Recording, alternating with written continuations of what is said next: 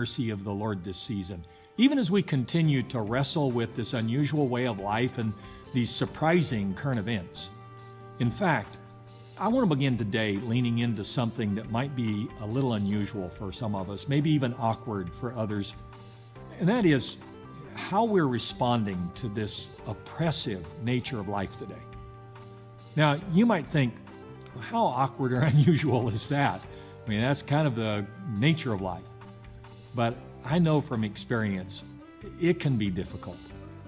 You know, it was several years ago, I found myself in a season of life unlike any other that I'd experienced. Teresa, my wife, and I were brand new empty nesters, and we were struggling, trying to find our rhythm in a new way of life. As a pastor, I was in the midst of the most difficult time of transition that I'd ever experienced in church. As a leader, I had just come out of an intense time of moderation and mediation in our church network, and personally, I had just completed the second of 2 heart procedures for a problem that I had suffered with for years. On top of that, as a brand new grandfather, we had just gone through and experienced the birth and death of our first precious little granddaughter. Now, in the grand scheme of things, I know others have suffered much, much worse. But all I knew was what I was going through, what I was suffering, and it was so overwhelming, I just instinctively began to shut down to preserve my life. You know, it was during that time that I started to see a counselor, and I was introduced to a helpful little book entitled What to Do on the Worst Day of Your Life. Now, the benefit of this little book was the author's treatment of a story in the life of King David found in 1 Samuel chapter 30. David was in a tough spot. He was on the run from Saul, the current king in Israel at the time, and for no fault of his own. He was embedded in an enemy nation and secretly working for the good of his own.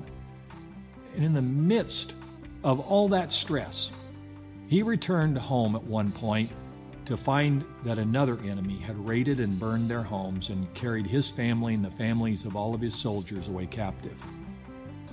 Brokenhearted, we see that he and his men sat down and wept in grief until they couldn't weep anymore. And then the men around him began talking about turning on him as their leader. Now, that's when something remarkable happens in the story.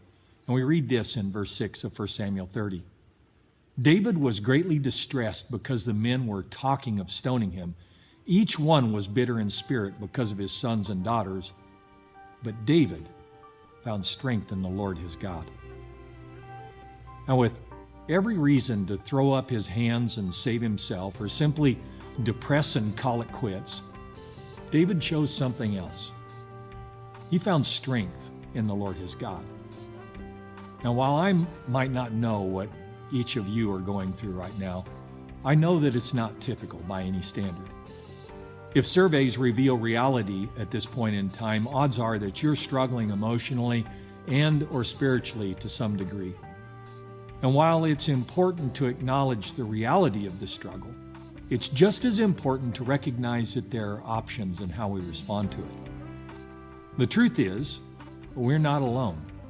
And we are not without help, and we are not victims in this pandemic. So we're going to spend the next several Flock Talks with King David, finding that we too can find strength in the Lord our God. In the meantime, message me or email me if I can pray for you in any way. Until then, God bless. Read 1 Samuel 30, and I'll see you next time.